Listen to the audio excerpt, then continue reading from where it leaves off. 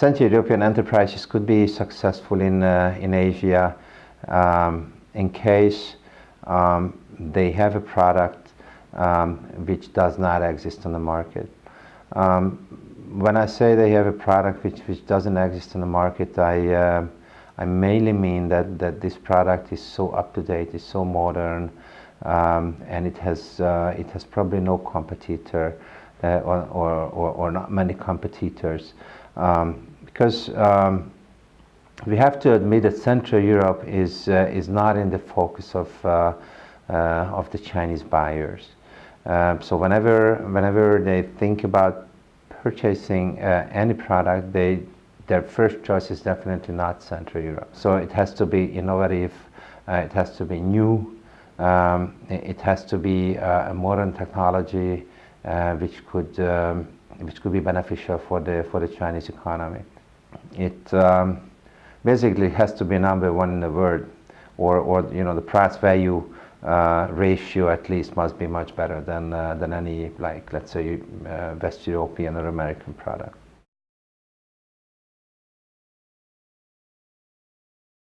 If you talk about Central European companies, the main challenge is that in Central Europe, companies are not really strong enough in capital to enter any kind of market which is so far away than China or Japan or Korea. So when you start a business in China, no matter if you start production or you just start marketing your products, you need time, you need money, and you need patience.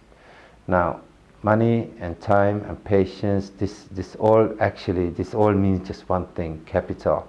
If you have enough capital to finance your business for 1, 2, probably 3 years, then you can be successful.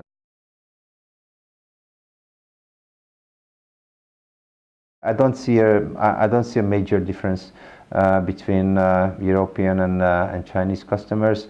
I mean, end users, except that the Asians are a lot better in saving money than we are.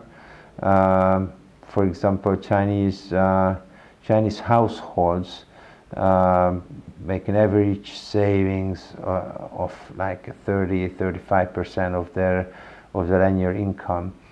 In Central Europe, it's probably less than 1%, or sometimes it's minus because we have that.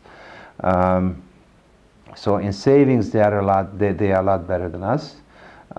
It's probably because we had a very developed social system, and the social system in China was not that developed, so they were forced to learn how to save money for the kids' education, for supporting the older generations, or supporting themselves when they get old.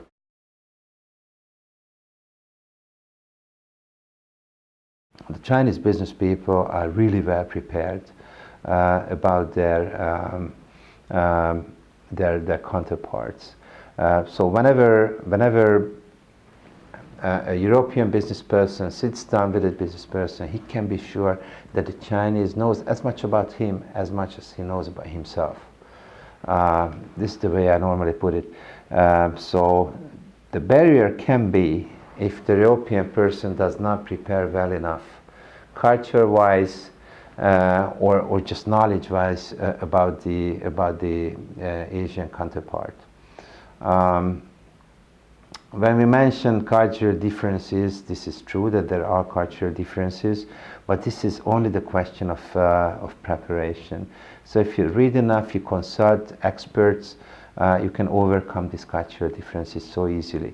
So I would say cultural differences are a big deal and not a big deal, because it's a big deal if you don't care about them and you just don't treat the Asian counterparts as they have to be treated.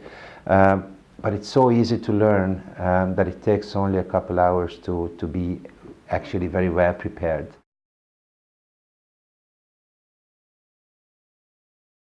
What I experience is price is not always an issue.